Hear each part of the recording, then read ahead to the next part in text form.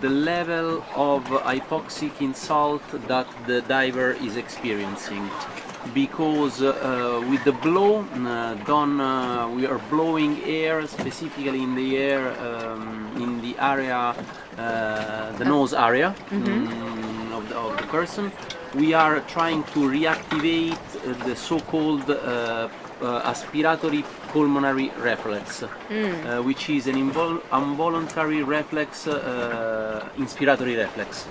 And this is done with the blow, because we have some receptors inside the nasal cavity which are connected to the vagal nerve, so it's very technical. I don't know if you want to go the vagal nerve, such a detail, but okay, it's reactivating the autonomous breathing and the involuntary breathing, so by the contraction of the inspiratory muscles, intercostals and diaphragm.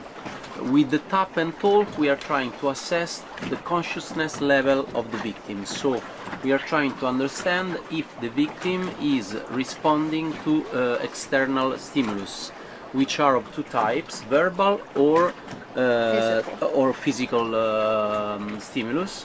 And based on this very easy and empiric, as I said, assessment method, we are capable of understanding if the hypoxic insult is severe or if it is not. Because in 90%, let's say 80-90% of the cases, the athlete is coming back, is regaining consciousness after the blow-up talk.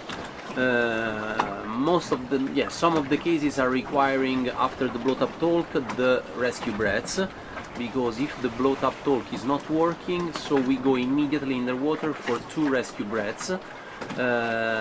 Two rescue breaths done. We let's say we try to have mouth to nose rescue breaths, for two reasons. The first one is because mouth to mouth can be very tricky in case of trismus. So what's trismus? Trismus is mandibular spasm, muscular spasm, and the mouth of the victim is locked. Yeah. And so it's impossible to push positive pressure ventilation through the mouth. And so we are going directly to the nose.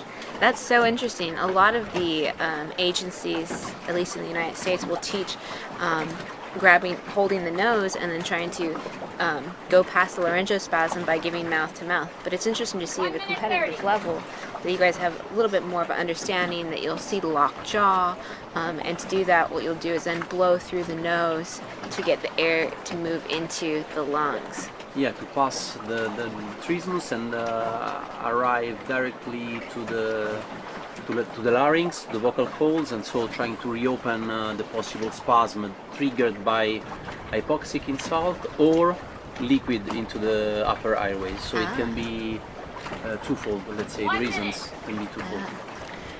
So Marco, just to clarify for those who don't have as much of a medical background, is trismus or lockjaw the same thing as the laryngospasm? No. The trismus is happening on the, let's say, the muscles of the jaw. So it's a mouth which is closed. The laryngospasm is a spasm of the larynx. The larynx, especially the vocal folds that they close, and then the larynx on top. Alright, we'll take our time to be quiet here as we are a little bit closer to the booth, and we'll let Juani finish his last 20 seconds before his dive. So Juani is wearing fluid goggles. I did have a few people reach out asking about how are these divers able to equalize these goggles. These goggles that Juani is wearing are fluid goggles, meaning they have a little bit of a corrective lens on the top. That's what you can see outside of the blue. And then the rest is filled with water. Juani has gone ahead and filled these with salt water, and that lens that he has on the top allows him to be able to see the line, the tags, and the dive plate as he descends. I would like to thank Juani and to... Oh, sorry.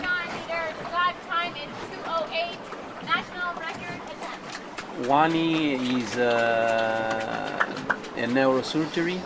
We've been working with Juani in the past, and we're still working with Juani in the medical committee in another federation, another organization, and he has been developing for us a very interesting method with which we can assess the DCS, or let's say how the diver is responding after a DCS, so the severity of the DCS, with a neurological series of let's say instruments that he provided us.